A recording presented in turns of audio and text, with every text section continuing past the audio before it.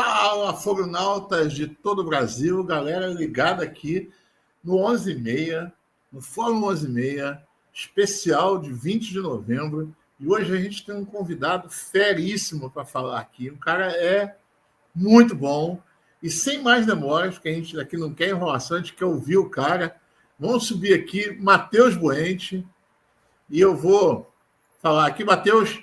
Matheus, ele é professor de História, humorista, vencedor do prêmio Paulo Gustavo 2025 e, o principal de tudo, tocou no trio elétrico de Daniela Mercury. Por favor, essa daí que é a parte forte do release. Essa aí é... Matheus, obrigado por ter chegado. Seja bem-vindo aqui na Fórum.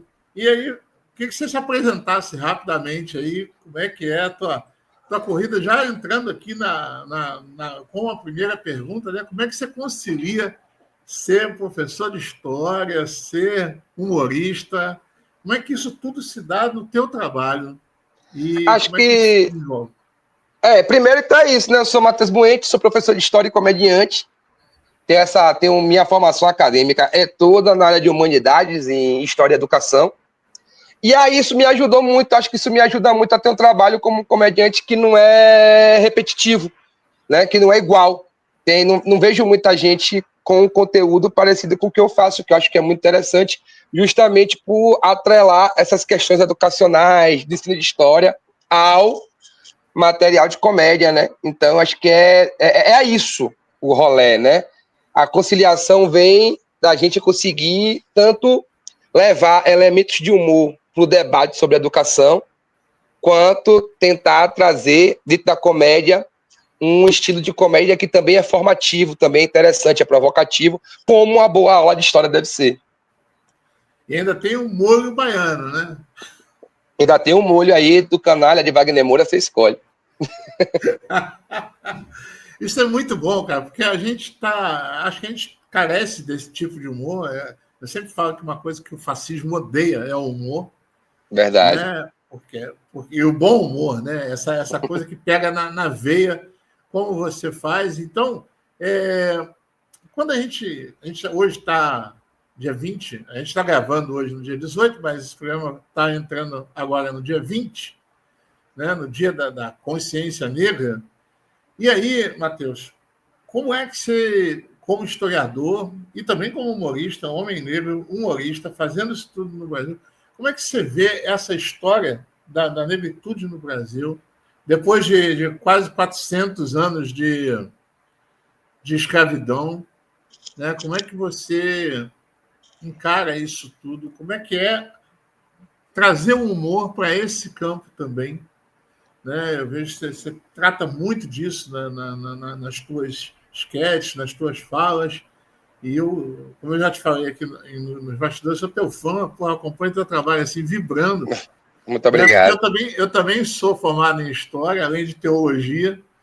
Então, é uma paixão para mim. Assim. Então, ver isso é muito importante. Como é que é para você essa caminhada como negro no Brasil e usando o humor também como denúncia? Eu acho, Zé, que tem uma parada aí que é muito além de você se entender ou não se entender como pessoa negra. Acho que é principalmente você procurar entender a história do país. Porque se você faz uma leitura crítica, entende como é que o Brasil se forma, como a história do Brasil é construída, é impossível você não ser sensível às questões raciais. Talvez seja tão importante o Dia da Consciência Negra, não só pelo simbolismo da data, mas principalmente por ser uma data que voltou a ser debatida, voltou a ser uma questão acadêmica, uma questão de debate público, uma questão de engajamento social, defender o feriado, defender a justiça da data, defender as mobilizações da data. Talvez hoje a consciência negra seja a data que mais se aproxima ao Dia do Trabalhador, ao 1º de maio. Que você vai para a rua, vai curtir, vai fazer uma celebração cultural, mas também vai reclamar, mas também vai pontuar o seu protesto. E eu acho que hoje, no Brasil, quem não se alinha às questões raciais está negando a realidade brasileira. Boa parte dos problemas sociais que afetam a todos, né? E aí eu estou incluindo todos os povos que estão no Brasil, passam pela questão racial. Sim. Porque a questão racial gera exclusão. Essa exclusão gera desigualdade social. A pobreza no Brasil gera violência urbana.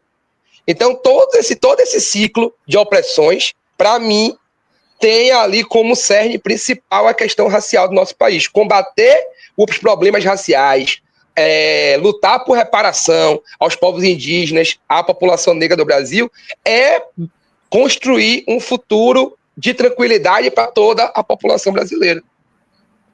Isso é muito importante, né? Porque eu acho que é fundamental a gente ter esse entendimento. E como é que você lida com a questão do humor para isso? Né? Que a gente tem essa coisa muita gente fala dessa coisa do limite do humor, né? No teu caso, eu nunca vi você exceder aquilo que a gente chamaria de limite ético, assim, mas você vai fundo no humor para essa denúncia, né? E aí, como é que é esse papel? Como é que é recebido isso? Assim, lógico, você tem muitos fãs, mas deve ter um monte de hater também, deve ter a galera que... Como é que é isso no teu trabalho? No teu trabalho como humorista, né? E depois a gente vai falar do teu trabalho como professor, mas vamos certo. Acho que tem uma questão aí principal, que é de você se alinhar àquilo que você acredita, né? Então, assim, é muito difícil que uma pessoa que condene comportamentos racistas produza arte racista. É muito difícil, né? Então, uma pessoa que condene comportamentos misóginos produza arte misógina. Você pode ter uma fala, você pode se atrapalhar, porque estou me colocando aqui na posição de um homem hétero. Sim. Então, assim, reproduzir machismo pode acontecer sim, né? Te falar uma coisa errada e ter que se retratar, isso acontece, vai acontecer, a gente tem que estar disposto a ouvir a crítica, fazer a autocrítica e buscar melhorar, né? É um processo de educação constante. Mas eu acredito que esse lance do limite do humor, essas paradas, pra mim, hoje em dia, já se tornou um debate vazio. Eu acho que o que tem que se fazer é cobrar a galera que diz que não tem que ter limite, mas aí a defesa da falta de limite é para legitimar o quê? O que é que está incomodando essa pessoa? O que é que esse artista quer falar e está sendo rechaçado ao dizer que ele se incomoda tanto? Porque se alguém lhe chama de que você tem uma fala racista, Zé, fala que você foi intolerante, fala que você, né, corroborou com qualquer nível de opressão, imagina que você vai parar para ouvir a pessoa. Uhum. Você não vai de primeira para o enfrentamento. Você vai, peraí, desculpa, o que foi que eu falei que foi tão errado? E vai tentar conversar. Quem parte para o enfrentamento é porque não quer ser exposto, mas também não quer rever o que está dizendo. Que a gente tem um comportamento da população branca do Brasil que é muito terrível, né? Que é o cara, ele reproduz o racismo o tempo inteiro, mas você não pode chamar ele de racista para nenhuma. Chamar de racista ofende muito. Chamar de racista é você colocar uma luz ali, ainda que todos os comportamentos corroborem para essa impressão. Mas apontar o dedo e falar, você está me imputando um crime, o que é isso? Que coisa terrível que você está fazendo comigo, como é que pode? Automaticamente ele vira vítima. Então, esse comportamento social, ele vai aparecer na arte, vai aparecer na comédia, vai aparecer no cinema, vai aparecer na novela. A moça lá de Vale Tudo ficou incomodadíssima com o Thaís Araújo reclamando do que aconteceu com sua personagem. Né? Por quê? Porque ela pode fazer o que ela fez com a personagem, porque ela é autora da novela. Mas aí, se uma mulher preta reclama, meu Deus, o que está acontecendo? Que absurdo é esse? Então, a gente vai ver isso em vários lugares, né? Na literatura, no cinema e na comédia, ainda mais pela comédia brasileira ainda ser ocupada, e aí, com o perdão da palavra, né, por tanto playboy branco, por tanto playboyzinho, por tanto cara mimado, que é incapaz de ouvir crítica. Porque você provavelmente nunca viu os vídeos que eu falo besteira, porque eles estão arquivados. Porque quando eu falei besteira e alguém me sinalizou, tanto por qualquer seja, pessoas do movimento negro, pessoas do movimento de mulheres, amigas, amigos, esse vídeo foi arquivado e não ficou no ar. Porque a minha intenção não era aquela, minha intenção não era ofender as pessoas, era divertir, era informar. Se isso não aconteceu, quem errou fui eu. E esse vídeo não tá mais no ar. Exatamente, qual é o problema? Não precisa ser uma nota... Acho que não precisa vir uma nota de retratação, o famoso desculpa por ser homem, não é isso. Mas você tirar o vídeo do ar já é um grande avanço. Exatamente. E é interessante que você fala desse racismo. Como eu te falei, eu sou pastor, então eu trabalho numa área que o racismo religioso, por exemplo, no Brasil, onde ninguém diz que é racismo, né? Não, é a Bíblia. Né? E esquece que a Bíblia é um livro até preto. Né? A Bíblia é um livro dali do norte da África. Sim. Né? A galera... Do Oriente Médio, norte da África. Do Oriente Médio, norte da África, ou seja, não é a galera branca. Exatamente. Está fazendo aqui, né? Jesus não é o cara branquinho de olho azul. Inclusive, para quem não sabe, o rapaz branquinho de olho azul era o parceiro de Leonardo da Vinci, né? Isso. Historicamente, exatamente. Dizem que na hora de pintar Jesus, Da Vinci queria ali um modelo e chamou um rapaz que o acompanhava para cima e para baixo, eram grandes amigos, né? Tinham ali um amor um pelo outro, e o Jesus que todo mundo gosta de reproduzir é o Jesus lá, provavelmente o namorado de Da Vinci, né? Pois é, e a gente está aí, né? Nessa coisa mas é interessante dentro disso que você falou, que a gente não admite que é racismo, né? Não é racismo. A gente sempre inventa uma outra coisa, não, é vitimismo, isso aqui, não, porque isso é bom a gente chamar pelo nome. Acho que a gente nunca vai resolver o problema se a gente não chamar pelo nome. Né? Racismo é racismo, machismo é machismo, misoginia. E acho que essa tua fala é muito importante quanto a isso, porque a gente precisa realmente trabalhar essa coisa. Quando a gente fala, agora, ainda tratando desse termo, dessa questão da negritude, e aí não tem como a gente esquecer o que aconteceu no Rio de Janeiro ainda há pouco, né? E, ao mesmo tempo, agora, como eu te falei, eu estou aqui em Salvador, você é daqui de Salvador, a gente tem também uma polícia aqui que é... Terrível. Terrível. É violentíssimo, né? Muito violenta, muito violenta. Na classificação, eu pesquisei, a segunda mais letal do Brasil, só pede para dar uma pá. E mesmo assim, proporcionalmente, porque se for em números concretos, a da Bahia... Né? Como é que a gente lida nesse... E aí, tratando o historiador, falando aqui, essa questão do genocídio da juventude negra, né? Essa farsa que se chama guerra às drogas, que a gente sabe que nunca foi. Né? Como é que a gente lida com isso? Como é que, historicamente, você vê isso? E quais os caminhos possíveis, Matheus, que você olha assim e fala, cara, de repente tem caminhos para a gente... Acho que o primeiro caminho é a gente parar de tratar a favela, a periferia das grandes cidades, como uma zona de exclusão, né? Porque, historicamente, lá a gente vai voltar lá em 1850 com a Lei de Terras, que basicamente proibia que qualquer pessoa preta tivesse uma terra no Brasil, fosse proprietário de terra, tivesse propriedade privada. Né? Essa população negra vai ser liberta com o fim da escravidão, mas boa parte dela tinha know-how, tinha conhecimento técnico de trabalhar com a terra, mas não podia trabalhar na terra porque não podia ter terra. Então essa população é empurrada para as cidades. Chega nas cidades, ninguém quer aquela população que era do interior, que ficava escondida nas fazendas, exposta nas cidades grandes. Então, você vai ver todo o processo de gentrificação, de modernização das grandes capitais brasileiras, tem o processo de pegar o povo e empurrar para algum lugar. É assim que surgem as favelas do Rio de Janeiro, é assim que surge a periferia de São Paulo e por aí vai. Então, essas regiões ficaram relegadas aos indesejados.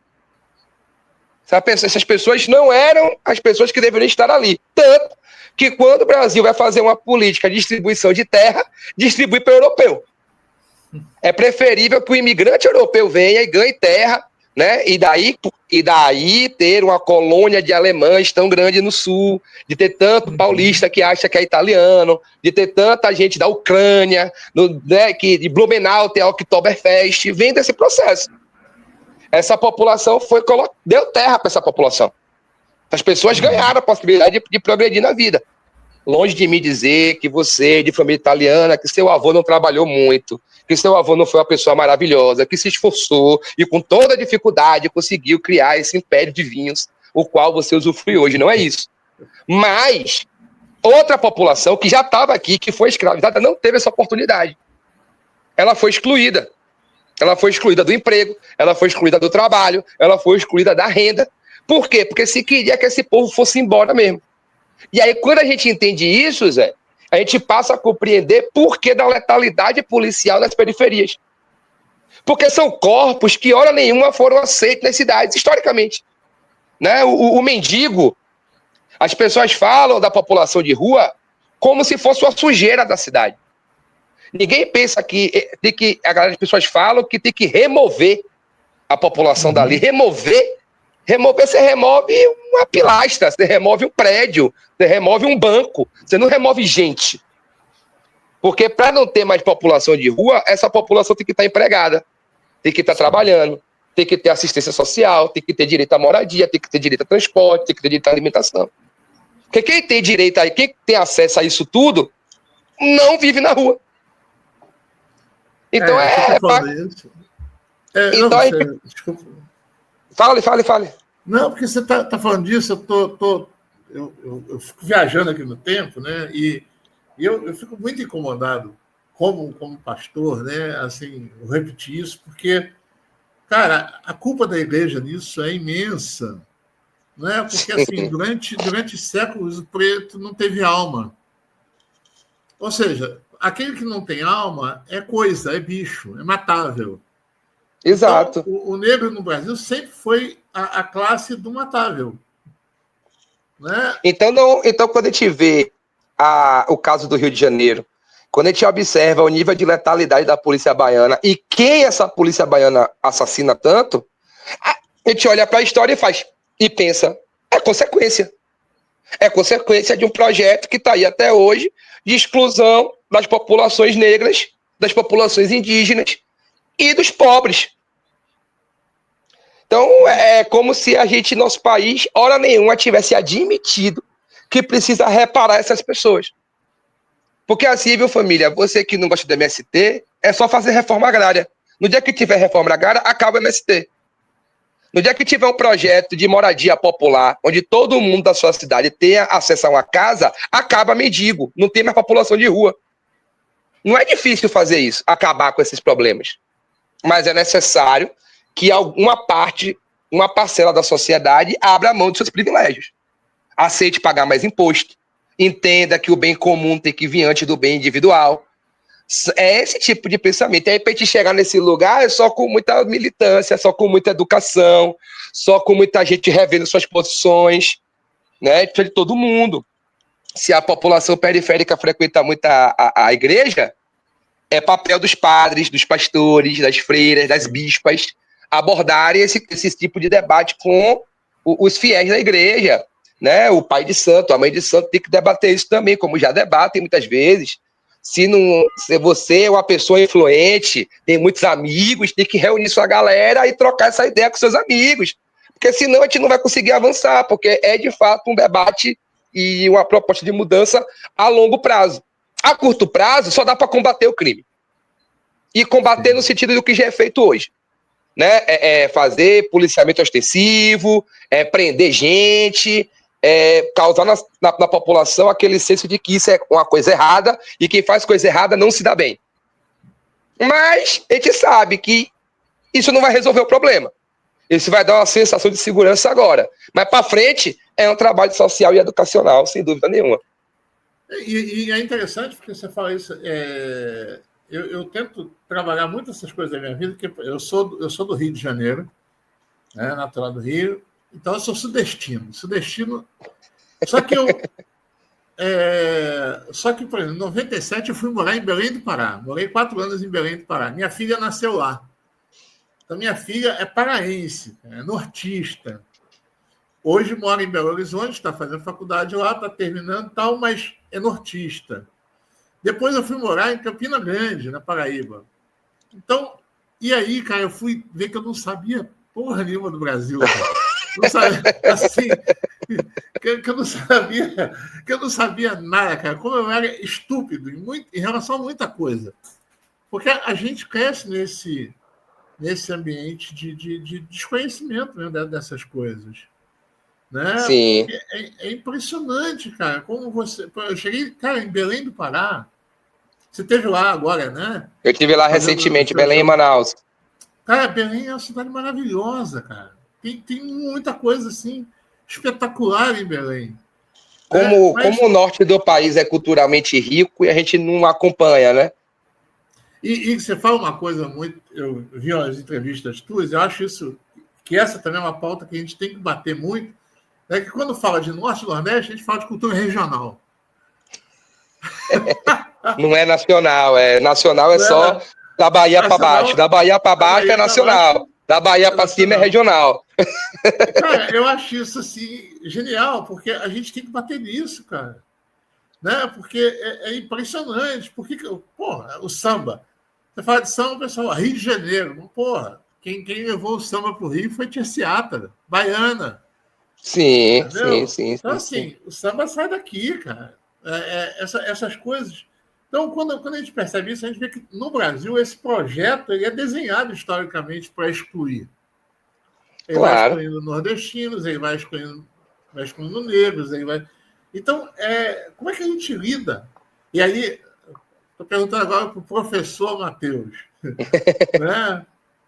Como é que é você lidar com essa molecada que cresce com essas ideias, que aprende, né? Graças a Deus, aqui na Bahia, a pessoa já nasce nordestino. Aliás, não, nem nasce, estreia, né? O baiano estreia. Então, como é que é lidar com essa realidade e ensinar e passar isso para essa geração que está vindo, que tem uma gama de informações muito maior do que a gente tinha, mas, ao mesmo tempo, muito mais superficial. Como é que é Eu acho isso? que aí, Zé, aí é uma questão de você ser provocativo nas suas aulas, né? Eu tenho muitos amigos da época de faculdade, muitos colegas que são professores, e todo mundo briga muito, por exemplo, para que a história da Bahia seja um item ali privilegiado dentro do currículo.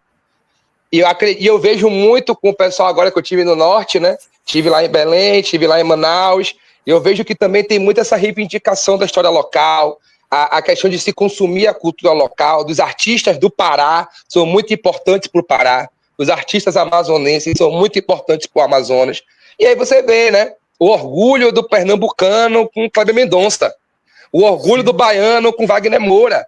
E sabe, você vai em Alagoas, vai em Maceió, e Djavan é uma entidade, porque ele é de lá. Então, isso é um traço que dentro dessa proposta, né, do eixo econômico do Brasil, se colocar como nacional e relegar a essa periferia, e aí a gente tem que voltar na questão racial, porque o nordestino é visto como um homem negro e o nortista é visto como um homem indígena, que é Isso. novamente aquele papo de para onde é empurrado o povo. Né? Então, o negro e o índio não têm o mesmo valor do miscigenado, da referência europeia, que São Paulo, que Rio de Janeiro tem, que o Sul também tem. Né? Então a gente tem que estar sempre nesse ambiente aí de desconstrução. Com os meus alunos, o que a gente faz você tem que ter orgulho de ser baiano mesmo. Ser baiano é muito massa, ser baiano é fantástico. Não deixe que ninguém faça você acreditar que você é menos porque você é baiano, pelo contrário, você é mais por ser baiano. E trabalhar a autoestima dessa galera, porque essa autoestima, que muita gente vai chamar de bairrismo, em certo ponto, é também um mecanismo de defesa para toda a xenofobia que essa pessoa vai enfrentar. Então, ela vai ser xingada nas eleições. Se ela fizer uma coisa errada, vão reforçar que ela fez errado porque ela é de onde ela é. Então, você ter orgulho das suas raízes, e isso a história é muito capaz de fazer, eu acho que é um passo importante dentro da educação para quem trabalha com crianças do Norte e do Nordeste, principalmente, trabalhar essa coisa da sua origem. E para quem está no Sul, no Sudeste, e tem alunos negros, porque a gente não pode ignorar que existe uma população negra imensa fora do Nordeste, é também importante buscar essas raízes, buscar essas referências, trazer coisas importantes, mostrar que toda a tecnologia que o povo negro, que o povo africano desenvolveu. Acho que isso trabalha a autoestima do estudante e faz com que você tenha adultos que são menos sujeitos a incorporar o discurso preconceituoso. É engraçado que você está falando isso, né? Eu fiquei pensando aqui, né? Você falou da tecnologia, né? dos negros, a gente tem um processo até histórico, né, de, por exemplo, o Egito, né? O pessoal esquece que Egito é África, né? Que é Mas assim, você sabe que isso é de propósito, né? sim, sim. Há um É uma linguagem projeto de embranquecimento, lá do como, pessoal da como, Europa, como, como o embranquecimento do cristianismo. Né? Como eu te falei, tudo é embranquecido para a gente chegar aqui e a gente não entender. E aí fica aquela, porra, as pirâmides, como é que foram feitas, aquele negócio todo. E eram os negros fazendo. Sim. Era tecnologia avançadíssima, um troço assim. Então, quando eu vejo assim, quando eu conheci o teu trabalho, cara, eu falei, porra, cara, um cara. E eu achei exatamente isso, um cara historiador fazendo humor, ele tem um leque, uma gama Sim. de informação, cara, como você falou, que você faz um trabalho diferenciado. O teu trabalho Muito é obrigado. diferenciado. Porque ele traz essa coisa. Eu já vejo assim, porra, eu não vou só rir, né? Eu vou rir e vou refletir com aquilo aí que está sendo falado. E, ao mesmo tempo que você faz umas coisas assim, Tati, você está aí? Eu queria que a Tati colocasse um vídeo teu que eu acho assim, um dos mais engraçados que eu Vamos lá, vi. vamos lá, vamos lá, vamos lá. E eu queria que a Tati colocasse aqui. A implementadora diga marrom, ela olha, tem um recado pra Trump, do nada. Aqueles programas de tarde, tá ligado? Aqueles programas de tarde. Ela foi lá pra cantar. Você me vira a cabeça. Era só isso, ela chegar, cantar, contar umas histórias. Ela nunca disse pegou ou não pegou no gerador. Eu fico, porra, na minha cabeça eles eram um casal. De verdade. Eles eram um casal e Sampa a São Luís, Jorge Aragão querendo comer Alcione. Alcione fazendo show e ele correndo atrás dela. Então, só fanfic. Jorge Aragão e Alcione, se tivesse um filho, não ia ter Diogo Nogueira sério. É Alcione mostrando que é de São Luís mesmo. Olha, eu quero mandar um recado para Trump. A apresentadora para Trump. Para Trump. Tá ligado aqui? Olha Trump, parecendo que Trump estava aqui, ó. Olha Trump, se você não retirar essas taxas, não parar de querer foguetar o Brasil, ainda foi a Padilha. E o Haha jogando para trás com o dedinho para cima. Vou jogar uma macumba em você. Eu queria ver o povo traduzindo. Porque não tem macumba em inglês. Você pode traduzir para feitiço, para encanto, para feitiçaria, para bruxaria. Nenhuma dessas palavras tem um impacto de vou fazer uma macumba para você. Porque só quem sabe a função, que é um ebó grande, sabe o impacto de alguém lhe ameaçar com a macumba. Porque para quem é macumbeiro, tá ligado, as coisas é cara. Olha, o pombo tá caro no aqui. Se for branco o pombo, Ave Maria é o dinheiro. E a pessoa olhar pra sua cara e falar assim, eu vou fazer uma macumba pra você, pra semana a Trump morre. Cara, eu acho assim, porque para mim aborda várias coisas aí, mas uma coisa, e o que você falou uma coisa, né, que macumba é cara, meu. Macumba é caro. Para quem não está ligado aí, para quem não tá ligado aí, os amigos macumbeiros que falam assim, não sei quem é da macumba, não sei quem é da umbanda, não sei quem é do candomblé, vai fazer um feitiço para você. Não vai não, irmão, não vai não, porque o ebó é muito caro. Você não vale a pena esse dinheiro todo. Pouquíssimas pessoas vale a pena. Quando eu morei em Minas, eu namorei uma menina que era de terreiro. Sim. Né? E aí ela foi fazer um ebó.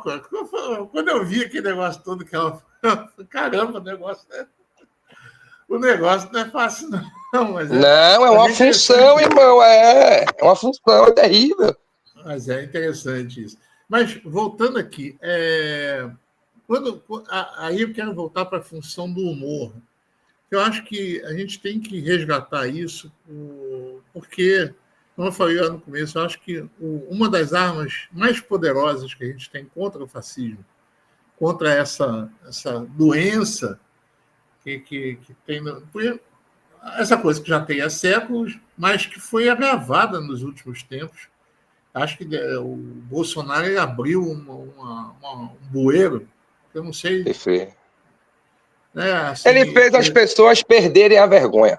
Exato, é isso. Ele legitimou. E aí elas se revelaram, né? Elas perderam o receio de algo que era dito escondido, que era dito na rodinha ali dos íntimos, e passaram a ter orgulho de falar disso publicamente. Casimiro Miguel, lá da Casé TV, o engraçadíssimo, sim, excelente comunicador carioca, né? Casimiro, ele tem já virou um meme, né? Mas é um corte na live dele que ele fala assim: meu irmão, as pessoas perderam a vergonha de ser burra. A gente tem que voltar à época em que ser burro era feio. Ser burro, sim, deixava a pessoa tímida, ela tinha medo de falar uma besteira, né?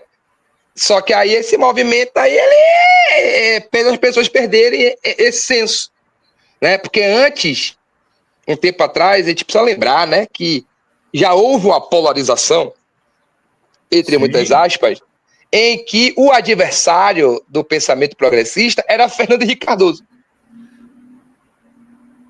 A gente tem que voltar nesse lugar às vezes, né? Tem que voltar nisso, tem. Porque, assim, apesar de eu não achar que Fernando Henrique fez coisas boas para o país, de eu não defender um governo de Alckmin, ou de Aécio Neves, ou de ACM Neto, por aí vai, eu acho também muito difícil você chamar esses caras de fascistas.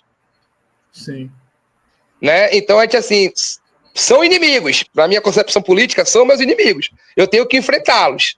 Mas sim, eu não acho que com eles eu estou debatendo com um fascista. Então, a gente precisa também ter essa coisa de, tipo, você quer fazer uma avaliação mais criteriosa? Quer colocar esses caras como fascistas também? Não vou me opor, vou lhe escutar. Mas para mim não são. Porque eu acho que é um outro nível de debate, é um outro nível de enfrentamento. É uma galera que sempre admitiu, por exemplo, de que você tem que ter política social. Fernando Henrique nunca abriu mão da política social. Era uma política social que não funcionava, mas ele achava que tinha que fazer do jeito dele. Do jeito dele não era bom. Mas não era como hoje o cara defender que não é para existir, que não deveria ter. É outro debate, né? A gente sai de um debate de 10% do pré-sal para educação para não vendam o pré-sal. Né? É absurdo. Esse deslocamento, eu dou sempre um exemplo, né? As pessoas passaram aí 10 anos dizendo que Ciro Gomes era de esquerda. Verdade. Porque a direita ficou tão extrema, ficou tão maluca, tão nazi, que de repente Ciro virou um cara sensato, virou um cara aliado ao social, virou um cara que a gente começou a considerar. Não talvez votar em Ciro não seja tão ruim. Não, de fato, se a outra opção é Bolsonaro, o Ciro não é tão ruim. Sim. Né? Se a outra opção é Bolsonaro, é Magno Malta, essa galera é Zanata, pô, então tá tudo bem o vice de Lula ser Alckmin. Sim. Porque Alckmin é ruim, eu também não gosto de Alckmin não, mas pô, antes Alckmin do que Júlia Zanata, antes Alckmin do que Ana Campanholo, do que Nicolas Ferreira. Né? Então a gente começou... É fundamental falar mais sobre isso, porque a gente está tem uma, assim, eu fico olhando às vezes essa coisa do Congresso, cara, tem coisa que eu olho assim e falo, cara, não é possível. Eles estão de brincadeira, eles estão de sacanagem. Não pode ser verdade isso. Mas né? né? Agora estão querendo fazer... Tem uma lei que eles estão fazendo agora sobre a questão da tradução da Bíblia. Não sei se você viu sobre isso, né? Não, da tradução da Bíblia. Eles querem legalizar uma tradução da Bíblia no Brasil. Você não pode adulterar aquela tradução. Assim, pronto. Cara, é um negócio tão absurdo. Vamos escolher uma, né? Foda-se que existem centenas de correntes do cristianismo que, né, cada uma reivindicando seu texto bíblico, cada um ali a diferença de livros da Bíblia ortodoxa para a Bíblia católica, para a Bíblia protestante, anglicana, a etíope, toca fogo na história. E vamos escolher uma... O Estado brasileiro vai legislar sobre a Bíblia. É isso. Então, assim, Rapaz, é uma falta de respeito com Jesus. Né? É uma falta de respeito com Jesus. Acho que Jesus não ia gostar. Jesus ia fazer assim, gente, peraí. Peraí, tá de sacanagem Eu comigo, espalhei. né? A palavra, eu espalhei. Eu espalhei a palavra. Era para todo mundo poder dar seu pitaco. É por isso que a palavra foi espalhada. Não foi para... Se fosse para, né, ter uma versão só, eu não tinha espalhado. Eu tinha dito copia. Meu Deus, é isso mesmo, é isso aí que aí, ó. É a falta de projeto, porque essa extrema-direita, Zé, ela é apoiada na falta de projeto, no pânico moral. Porque debater as questões dramáticas da sociedade não é para eles não querem. Porque aí tem que expor seus preconceitos todos. Né? Então, a gente não pode, você nunca vai ver a bancada do agro debatendo terra, política de terra. Você não vai ver essa galera debatendo moradia popular, debatendo transporte público, que são as coisas que, de fato, vão impactar na vida da população. E se você olha para um trabalhador e diz a ele, continue pegando esse ônibus ruim e pagando caro, porque eu não acho que tem que mudar. Aí você perde o voto, né? Mesmo que o cara seja alinhado com você nas outras coisas. Que a gente viu agora, né? Na manifestação que a gente se encontrou, lá contra a lei da impunidade, lá a PEC da impunidade. Então a gente viu que não tinha ninguém a favor do congressista cometer um crime e não ser julgado. Não tinha ninguém a favor disso. Nem na direita, nem na esquerda. Uns poucos alienados ali, mas a média, a galera que vai fazer um deputado desse se eleger ano que vem, era contra. Então eles recuaram. Eles aprovaram os 5 mil reais, a isenção de imposto de renda foi aprovada. Porque você não tem como sentar com o seu eleitor de qualquer designação política e dizer a ele, eu quero que você continue pagando mais imposto. Não existe isso. Mas eles não têm projeto, então eles têm que levantar essas pautas malucas. Tem que levantar a tradução da Bíblia, tem que levantar a linguagem neutra, tem que levantar o banheiro unissex, que são coisas que não existem. Tipo, não existe. Esse problema, ele não existe. Ou aqui em Salvador agora, né, a Bíblia como elemento paradidático, não é? Pois é, então, são elementos que não existem, esse problema não existe. Não existe um problema para o cristão na educação pública de Salvador, tipo, não existe esse problema. Nenhum cristão sofre numa escola pública de Salvador por ser cristão. Mas os conteúdos que são ensinados, o Plano Nacional Curricular, a grade programática da educação pública da Bahia de Salvador, não exclui o pensamento cristão. Eu falo de Jesus na minha aula de história. Professor de geografia também. Professor de biologia também. De química. Todo mundo vai, em algum momento, fazer um resgate histórico de algo e vai citar o período bíblico. Sem nenhum problema. Isso nunca foi uma questão. E aí tem que caçar o problema. Porque eles não têm pauta. Porque o prefeito não quer debater segurança pública. Porque o prefeito não quer debater transporte. O prefeito não quer debater a questão ambiental da cidade, os prédios que vão fazer sombra na praia, as áreas verdes que ele está permitindo que seja desmatada para fazer condomínio. Ele não quer debater isso, ele vai debater o quê? Bíblia.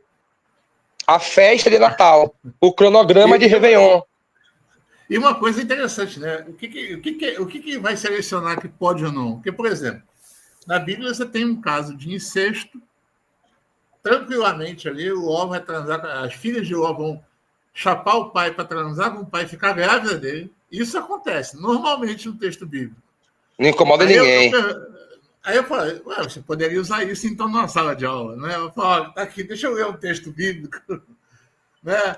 Você vai ler um texto bíblico. E como a gente vê diversos absurdos sendo legitimados com passagens bíblicas, né? Que a galera aí a galera lá o evangélico da turma de Malafaia, de Valdemiro, por aí vai, eles amam uma passagem bíblica para justificar o pior dos crimes. Sim. Né? Estou falando um absurdo. Pastor, isso é um absurdo que você falou. Como é absurdo se em Efésios 4, 5 tá lá dizendo que... E aí o cara joga lá uma passagem bíblica solta, que em tese... Totalmente solta, exatamente. Isso, que em tese justifica o que ele está defendendo, né? Então, a gente tem que tomar cuidado. E aí, pronto. Agora você que é pastor, Zé, vai ter que tomar cuidado aí com a edição da Bíblia que você está usando. nos seus estudos, nas suas pregações, para você não estar desatualizado, né? Você tá usando a tradução errada da Bíblia. Vai ser crime, né? Daqui a pouco vai ser crime, né? Imagina, quando você estiver ali pregando a igualdade, pregando que todo mundo tem que almoçar, que todo mundo tem que ter casa, que as pessoas têm que ser felizes. Exatamente. Alguém vai perguntar, você tirou essa informação de que tradução, Zé? O que é que está acontecendo? Está usando a Bíblia errada. Essa Bíblia aí é subversiva, é a Bíblia comunista. Não pode. Cara.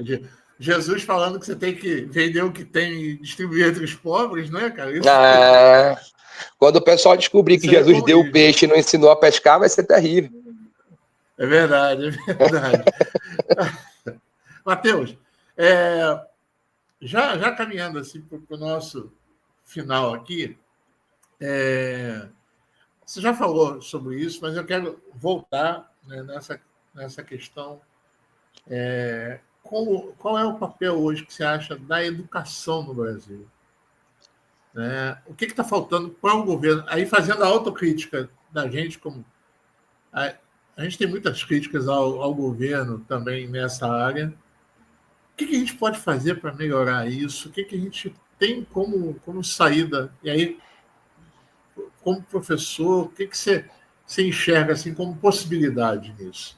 Acho que de primeira a gente tem que abandonar todo e qualquer projeto neoliberal de educação. Porque o neoliberalismo não educa.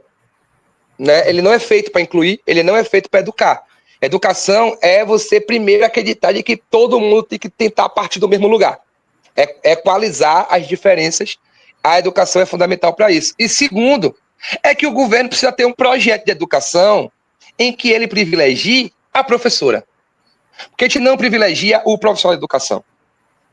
Me perdoe, mas eu já falei isso, deu uma confusão, eu vou repetir. Camilo Santana não deveria ser secretário de Educação. Na Secretaria de Educação, você tem que ter alguém que tenha carreira política e que conheça a sala de aula. Essas pessoas existem. Tem um bocado de deputado professor, de deputada professora, de congressista, de gente que trabalhou em Secretaria de Educação por anos e que veio ter uma formação em pedagogia, tem uma licenciatura plena, trabalhou com os meninos, teve no chão da escola. Essas pessoas precisam ter a caneta na mão. Porque são essas pessoas que entendem o drama do problema social. Então, quando você vai fazer ali uma pasta de reparação e chama Aniele, você acertou. Quando acontece o que aconteceu com Silvio Almeida e por lugar dele você chama Macaé Evaristo, você está acertando. Porque são pessoas que vivem a militância dessa pasta. E aí, me perdoe, Camilo é um excelente político, mas não é o melhor quadro para cuidar da educação. Por exemplo, não revogou o novo ensino médio. Pelo contrário, para ele é uma coisa boa. E o novo ensino médio só é bom para quem não entende educação. Você perguntar a qualquer professor de ensino médio, ele vai ter muito mais críticas do que elogios ao novo ensino médio. O novo ensino médio, ele exclui. Por quê? Porque ele é neoliberal. É uma ideia de escola copiada da Inglaterra, dos Estados Unidos, que, se a gente parar para pensar, são sociedades excludentes. São países riquíssimos que têm população de rua, que tem gente que morre na fila do hospital, que tem gente que morre de fome. São países muito mais ricos que o Brasil e que, olha só, tem dramas parecidos. Por quê? Porque não inclui a sua sociedade, não trabalha a sua sociedade como um todo. Então a gente precisa olhar, porque aí quando você olha para a melhor educação do mundo, que as pessoas dizem que é a finlandesa, o que é que está na grade obrigatória de todo professor da Finlândia? Paulo Freire, Darcy Ribeiro. E aqui, isso dá o lema da escola finlandesa, que é elogiada pelo mundo todo, é: a melhor escola para o seu filho estudar é a escola mais perto de sua casa. Quem falava isso? Darcy Ribeiro. Quando fez 500 CIEPs com Brizola no Rio, a ideia de Darcy era: a melhor escola para o seu filho estudar é a escola mais próxima de sua casa. Então toda escola tem que ser excelente. Toda escola tem que ter tudo. A escola tem que ser um ambiente seguro, porque a escola recebe população vulnerável. A escola pública tem que ser pensada para a população vulnerável. Então, se o menino está na escola, ele tem que ter assistência.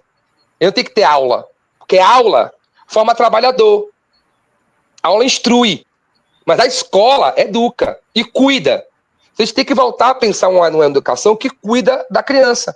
Uma escola que tenha psicólogo, uma escola que tenha dentista, uma escola que tenha ambulatório, que tenha médico. que tenha assistente social, que tenha alimentação de qualidade, que ele possa passar o dia todo lá dentro, que ele tenha acesso à arte, a esporte, à cultura e à instrução. Que a aula de história ela possa ser uma aula que faz com que ele se desperte para o mundo. Que a aula de química e de biologia faça ele entender as coisas que estão ao seu redor. Que o menino saia da escola aprenda a cozinhar. Porque cozinhar é química. Aprender a cuidar dos animais dele, do gatinho, do passarinho, do gato, do pet, é biologia. E isso tudo está no nosso BNCC. Nosso Plano Nacional de Currículo, o Plano Curricular Nacional, ele está lá prevendo tudo isso. E ele é anterior ao novo ensino médio. Então, essas matérias, projeto de vida, padaria, essas coisas que são ridículas, né? Na verdade, esses conteúdos já estavam diluídos nas humanas, nas naturais, nas exatas, na literatura, nas artes. Então, a gente tem que voltar para esse lugar, porque se você conversar e fizer uma amostragem de milhares de professoras do nível básico, por exemplo, elas vão reclamar que falta arte na escola. Elas vão reclamar que falta espaço para o menino correr. Olha só, para a criança ser criança. Porque a criança que nasce na favela mora num beco. Ela não tem espaço para ser criança. A escola poderia ser esse lugar, com verde, com cor, com música, para ela correr, para ela ser criança. E abandonar essa...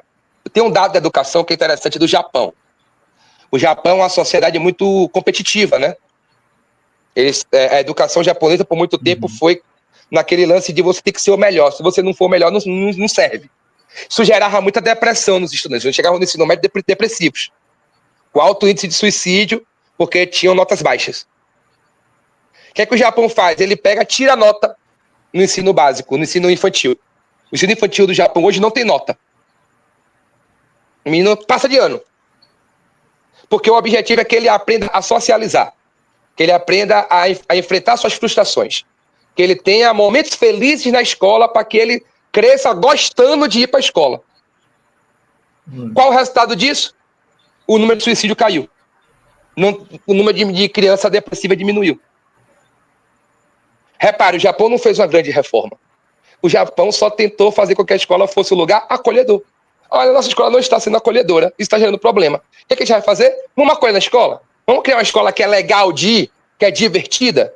E isso aconteceu, e olha só, se hoje o adolescente japonês não é mais saudável do que o adolescente dos anos 90. Então, essas amostragens são importantes, porque não é copiar o modelo japonês, porque a escola feliz do Japão não é a escola feliz do Brasil. Mas um país que produziu o tanto de pedagogo maravilhoso, de pedagoga sensacional, que o Brasil produziu, tinha que estar buscando uma solução brasileira para a educação.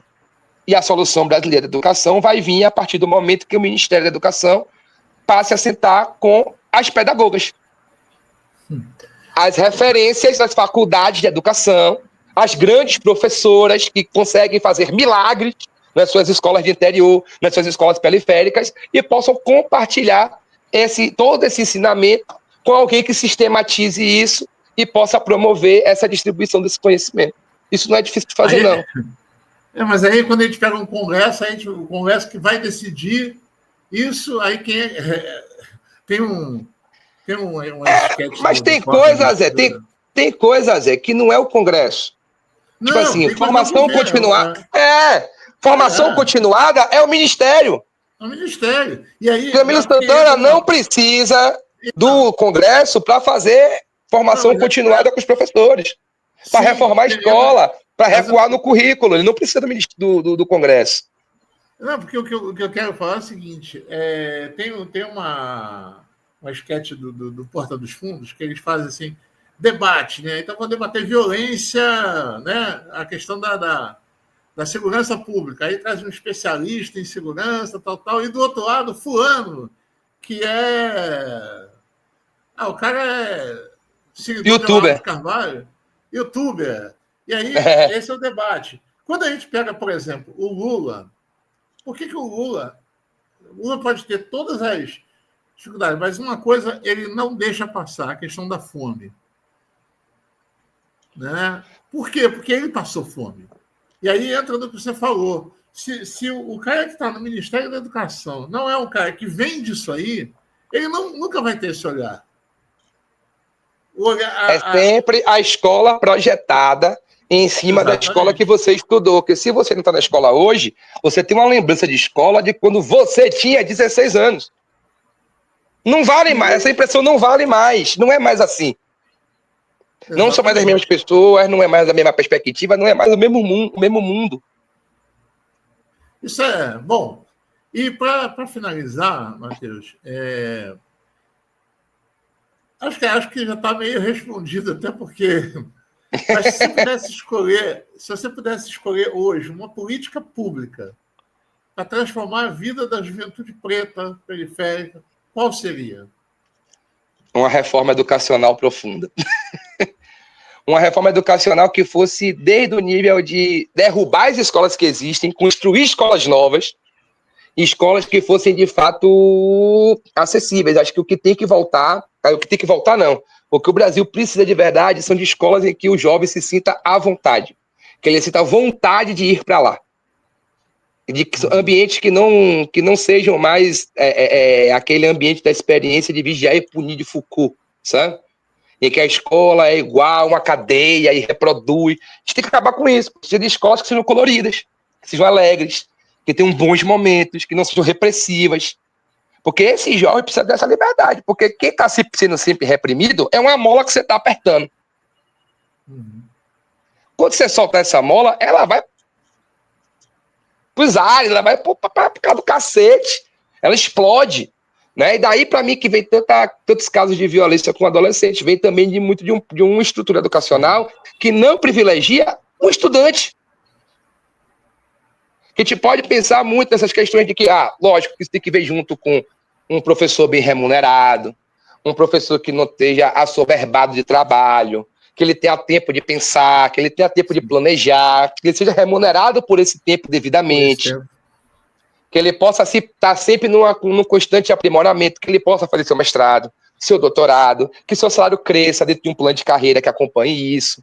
Mas, para além disso, tem toda a questão estrutural, que não é oferecida. Quantas escolas públicas a gente consegue elencar que tem uma estrutura igual de uma escola particular? Porque também assim, se o ensino privado é o bom, por que o ensino público não copia o privado? Simples. Vamos aqui. Eu não acho isso, eu não acho que o ensino privado é melhor que o público. Mas, se a gente vai admitir que a escola privada é melhor porque a gente quer colocar os nossos filhos na escola privada, né, a fim de ele ter uma educação melhor, por que a gente não luta para a escola pública ser igual à privada?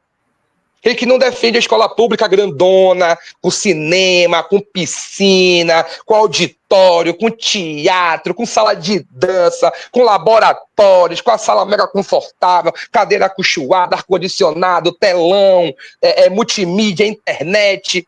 Porque a gente acha isso lindo na escola privada e quer colocar nosso filho lá. Mas aí o pobre não pode ter isso? Não pode por quê? A gente tem que defender isso também. Então, para mim, a política pública que a gente tem que começar a defender no Brasil hoje, para uma mudança estrutural da sociedade, é uma mudança educacional que olhe para a escola como, olha só, Darcy Ribeiro e Paulo Freire olhavam. A gente tem que resgatar o CIEP já foi feito. O CIEP já foi feito. O CIEP já foi feito, eu não encontro críticas ao CIEP. Seja críticas acadêmicas, tem sugestões para melhorar, mas não tem crítica. Não tem crítica, piorou da galera que estudou no CIEP, que pegou o CIEP existindo, de acordo com ali no governo de Brizola, que estava lá dentro. Eu não acho esse carioca. Eu não acho esse carioca que fala, estudei no CIEP foi uma merda. Era horrível. Se tiver, vai me surpreender muito. Não, eu também não conheço. Eu vi os CIEPs sendo construídos lá, né, cara? Então, pois então a gente precisa... E eu cresci em escola pública. Eu estudei a minha vida toda em escola pública em Teresópolis. Então é isso, cara. A gente precisa resgatar esse projeto, sabe? Porque também eu falo desse jeito, pode parecer que é algo distante, mas não. Nos anos 80, nos anos 90 foi feito.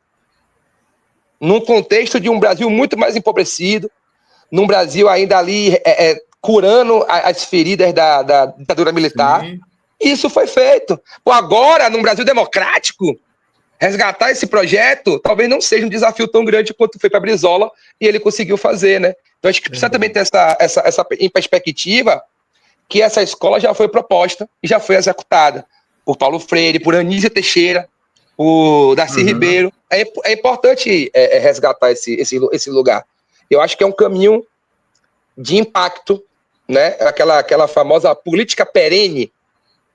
Sim. E um governo de esquerda, na minha concepção, tem que ter como prioridade. É isso, Matheus. Cara, eu quero te agradecer muito. Eu que agradeço, Zé. Quer que você divulgue aí tem show esse final de semana em São Paulo, né? Tem muita gente de São Paulo que assiste a Fórum. Aí, então pronto, você que é de São Paulo, dias 22 e 23, estou ao vivo com o meu show O Problema é Teu, lá no Clube Barbixas, fica ali na Rua Augusta, fácil de você achar, tem bastante transporte, e é cedo. Então, no sábado, às 18h30, e no domingo às 17 horas. Então dá para ir, voltar de transporte público tranquilo, vai lá me assistir. Sábado eu estarei lá no sábado. Para você que é fã de Zé, você vai sábado e a gente tira uma foto nós três. Eu, você e Zé Barbosa Júnior. Fica esse convite para quem é do Rio. Dezembro, eu tô aí de 17 a 21 de dezembro, tem os shows do Rio de Janeiro, então também vou lá me assistir. Vou passar por Bangu, Madureira, São Gonçalo, tem show no centro, então vocês estão bem servidos. Vai de ponta a ponta do Rio. De Bangu tá vendo você? Meu irmão. Não é fácil, não. Matheus, muito obrigado, cara. Muito sucesso. Você merece estar aí brilhando, porque, porra, a gente precisa de vozes como a tua. Obrigado por ter vindo aqui no 11h30. Eu agradeço. Aí. Pode falar as tuas considerações finais aí, então. Agradecer primeiro espaço, né? Tanto sou da época da revista Fórum, né? Sim. Então, fico muito contente. Para mim também é um reconhecimento ao trabalho poder vir aqui falar com vocês, ter esse espaço num veículo de mídia, né, que se propõe progressista, que conversa com tanta gente, que tem uma audiência tão grande. Então, muito obrigado. Todo mundo que assistiu, muito obrigado aí todo mundo que me convidou, toda a produção de Zé, a você, Zé Barbosa Júnior, e tamo junto, de verdade mesmo. Tamo junto, que a gente se encontre mais aqui em Salvador. Com certeza. Abraço. Galera, valeu, e a gente termina então o nosso Fórum 11h30. Valeu, gente. Um grande abraço. Valeu, Matheus. Obrigado. Valeu, família. Tamo junto. Você precisa conhecer agora a nova plataforma progressista OM Play, Outro Mundo em Debate. Vem conhecer, entra na plataforma, você vai encontrar cursos com os principais pensadores da história do mundo. Foucault, Freud, Lenin, muito mais com os professores renomados. Vem fazer parte dessa iniciativa. Conheça a OM Play.